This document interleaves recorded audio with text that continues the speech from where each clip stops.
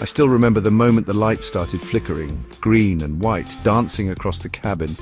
It was such a small thing, but it felt like a warning, a sign that something was about to go terribly wrong.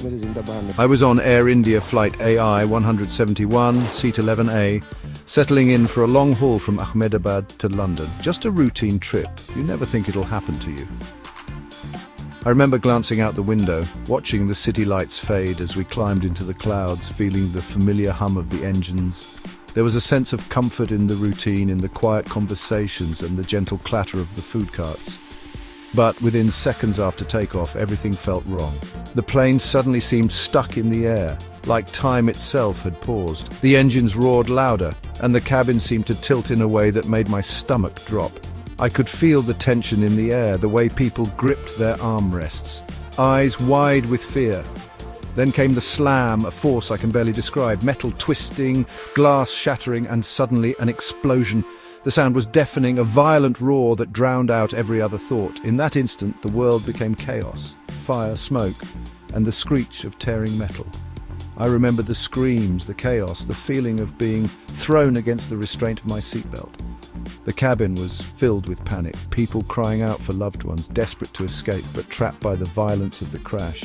The smell of burning fuel filled the air and I could barely breathe. People near me, they didn't survive. The seats around me were empty, torn apart. And the silence that followed was almost worse than the noise. I saw air hostesses, passengers, gone in an instant. Faces I'd seen just moments before, now lost forever. For a moment I thought, this is it.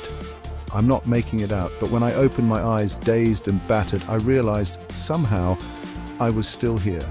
The world was spinning, my ears ringing, but I was alive.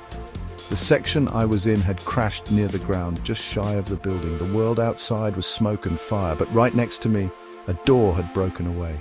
Through the haze, I could see daylight, a sliver of hope in the middle of devastation. I unbuckled my seatbelt with trembling hands, every muscle screaming in pain. My fingers barely worked, but I knew I had to move. The heat was intense and the air was thick with smoke. I saw an opening, narrow, jagged, but there. It was my only chance. I could hear the crackle of fire behind me, urging me forward. Using my leg, I pushed through, crawling out into the rubble that used to be an airplane. Every movement sent a jolt of pain through my body, but adrenaline kept me going. I could feel the sharp edges of metal scraping my skin, but I didn't stop. I still can't explain how I survived. All I know is I walked out, dazed, bloodied, but alive. The world outside was chaos, sirens shouting, the distant wail of ambulances. I stumbled forward, barely able to process what had happened.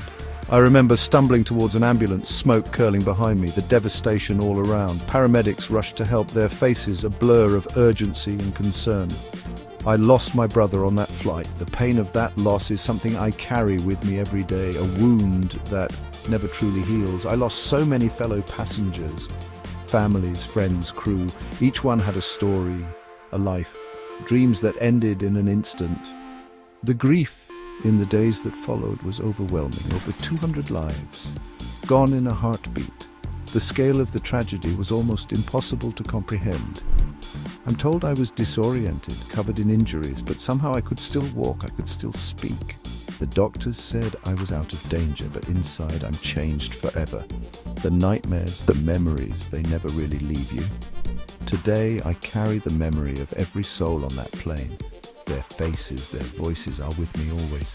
I try to honor them by living each day with purpose, and I'm grateful beyond words to be given a second chance. Every sunrise feels like a gift, every hug from my family a blessing I once took for granted. I don't know why I survived when others didn't, but I do know I'll never take life for granted again. I try to find meaning in every moment, to cherish the people I love, and to never forget how fragile life can be. Thank you for listening to my story. I hope it reminds you to hold your loved ones close and to never underestimate the strength of the human spirit.